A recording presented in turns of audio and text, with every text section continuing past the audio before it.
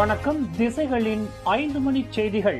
இஸ்மாயில் சப்ரி சொத்துக்கள் தொடர்பாக நூற்றுக்கணக்கான முக்கிய ஆவணங்கள் ஆராயப்படுகின்றன.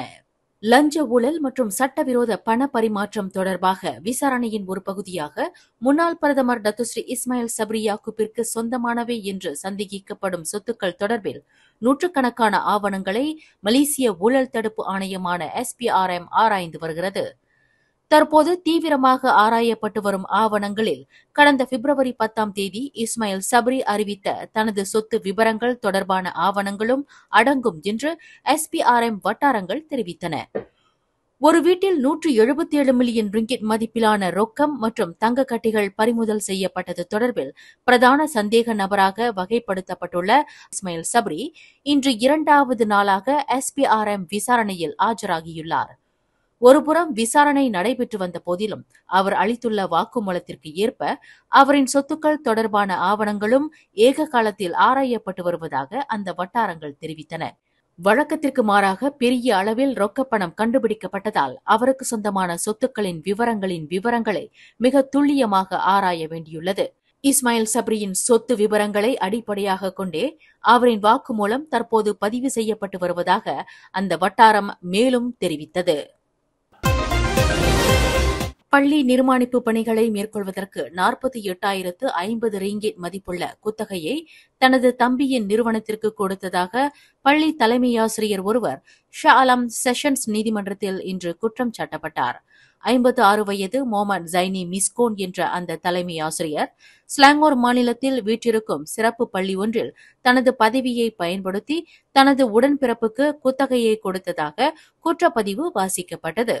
பள்ளியின் கூரையை சீரமைத்தல், துணைப்பாதையை உருவாக்குதல் முதலிய பணிகளுக்காக குத்தகை திட்டத்தில் தடை செய்யப்பட்ட நிபந்தனையையும் மீறி தனது தம்பிக்கு அந்த குத்தகையை வழங்கியதாக அந்த தலைமை ஆசிரியருக்கு எதிரான குற்றச்சாட்டில் தெரிவிக்கப்பட்டது.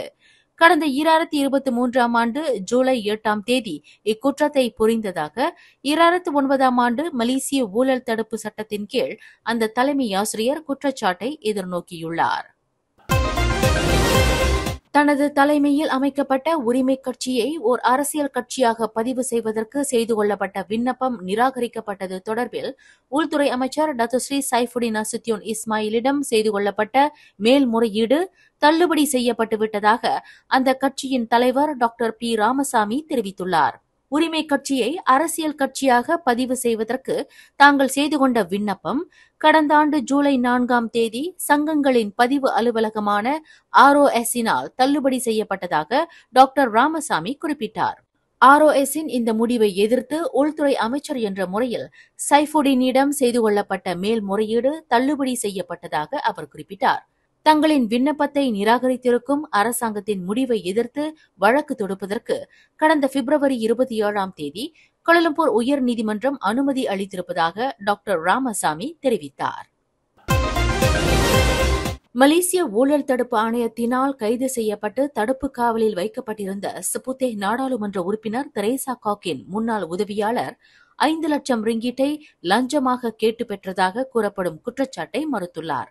தடுப்பு காவலுக்கு பின்னர் கடந்த ஞாயிற்றுக்கிழமை SPRM ஜாமீனில் விடுவிக்கப்பட்ட எட்மண்ட் தியோ என்ற முன்னாள் உதவியாளருக்கு எதிராக இன்னும் நீதிமன்றத்தில் குற்றச்சாட்டு கொண்டுவரப்படவில்லை.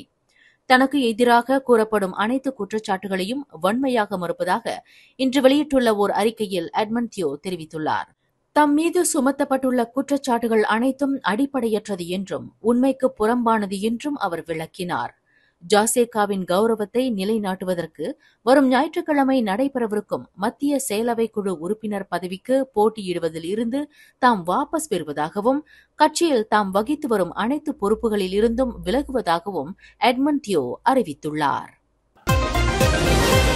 பினாங்கு பயான் லபாஸ் விமான நிலையத்தில் புறப்பாடு பகுதியில் நண்பரின் பயண பெட்டியில் வெடிகுண்டு இருப்பதாக விளையாட்டுக்காக கூறி குறும்புத்தனம் புரிந்த முதியவர் ஒருவருக்கு மஜிஸ்ட்ரேட் நீதிமன்றம் இன்று 100 ரிங்கிட் அபராதம் விதித்தது. 64 வயது காக் யூ என்ற அந்த முதியவர் பலிக் புலாவ் நீதிமன்றத்தில் மஜிஸ்ட்ரேட் சியா ஹுய் திங் முன்னிலையில் நிறுத்தப்பட்டு குற்றச்சாட்டு வாசிக்கப்பட்டது. கடந்த மார்ச் 11ஆம் தேதி புதன்கிழமை இரவு 10:30 மணியளவில் பயன்லபாஸ் அனைத்துலக விமான நிலையத்தில் 44வது முகப்பிடத்தில் தனது நண்பருடன் சீனாவிற்கு புறப்பட தயாரான போது அந்த முதியவர் இக்குற்றத்தை புரிந்ததாக நீதிமன்றத்தில் தெரிவிக்கப்பட்டது. தனக்கு எதிரான குற்றத்தை அந்த நபர் ஒப்புக்கொண்டார். சம்பவம் நிகழ்ந்த அன்று சீனாவிற்கு புறப்படும் உற்சாகத்தில் தன்னுடன் சீனாவிற்கு பயணம் செய்யும் நண்பரின் பயண பெட்டியில் வெடிகுண்டு இருப்பதாக முகப்பிட பணியாளரிடம் அந்த முதியவர் கூறியது அவருக்கே வினையானது. அந்த முதியவரின் குறும்புத்தனத்தால் அவரும் அவரின் நண்பரும் சீனாவிற்கு செல்ல அனுமதிக்கப்படவில்லை. மாறாக இருவரும் கைது செய்யப்பட்டு போலீஸ் நிலையத்திற்கு கொண்டு செல்லப்பட்டனர்.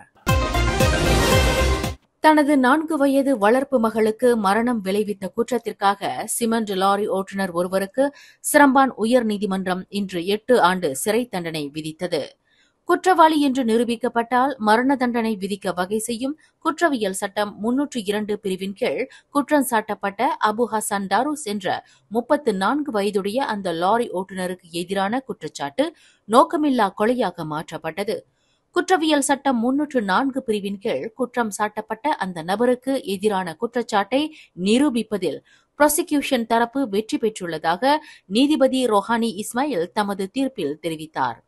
அந்த 4 வயது சிறுமி இறப்பதற்கு முன்னதாக அவர் உடல் ரீதியாக சித்திரவதை செய்யப்பட்டு வந்ததாக நீதிமன்றத்தில் தெரிவிக்கப்பட்டது. கடந்த 2021ஆம் ஆண்டு கமாஸ் கம்போங் ஹலாச்சாரா பாரு லோண்டா என்ற இடத்தில் 4 வயது வளர்ப்பு மகள் உமி யூஸ்னானி சொஃபியா என்ற சிறுமிக்கு மரணம் விளைவித்ததாக அந்த லாரி ஓட்டுநர் குற்றம் சாட்டப்பட்டிருந்தார். 17th Annual Edison Awards இந்த ஆண்டிற்கான சிறந்த இசை அமைப்பாளர் வரிசையில் A.R. Rahman, Anirudh, Santhosh Narayanan, Yuvan Shankar Raja, G.V. Prakash, Shawn Roldan, Kovind Vasantha, Ghibran. உங்களுக்கு பிடித்தமான இசை அமைப்பாளரை தேர்ந்தெடுக்க edisonAwards.in ஓட் பண்ணுங்க. மலேசியா டிஜிட்டல் மீடியா பார்ட்னர் திசைகள் நியூஸ். சிக்கன கட்டண விமான நிறுவனமான பாத்தே ஏர் சுபாங் சுல்தான் அப்துல் அசீஸ் ஷா விமான நிலையத்திலேயே தனது விமான சேவையை விரிவுபடுத்துவதற்கு உறுதி பூண்டுள்ளது. அடுத்த சில மாதங்களில் இன்னும் பல புதிய வழித்தடங்களை அதிக எண்ணிக்கையில் விரிவுபடுத்துவதற்கு அந்த விமான நிறுவனம் தேவையான முன்னெடுப்புகளை மேற்கொண்டுள்ளதாக பாத்தே ஏர் விமான நிறுவனத்தின் தலைமை செயல்முறை அதிகாரி டாக்டர் சந்திரன் ராமமூர்த்தி தெரிவித்துள்ளார். புதிய அணுகுமுறையை மேம்படுத்துவது மூலம் வணிகம் அல்லது சுற்றுலா நோக்கங்களுக்காக வருகை புரியும் பயணிகளுக்கு முக்கிய நுழைவாயிலாக சுபாங் விமான நிலையத்தின் வளர்ச்சிக்கு துணை நிற்க பாத்தே ஏர் உறுதி பூண்டிருப்பதாக சந்திரன் ராமமூர்த்தி குறிப்பிட்டார். மேலும் செய்திகளை தெரிந்து கொள்ள கீழே இருக்கும் பெல் பட்டனை அழுத்துங்கள். உங்கள் மகிழ்ச்சியை வெளிப்படுத்த லைக் மற்றும் ஷேர் செய்யுங்கள். தொடர்ந்து திசைகளோடு இணைந்திருக்க சப்ஸ்கிரைப் செய்யுங்கள்.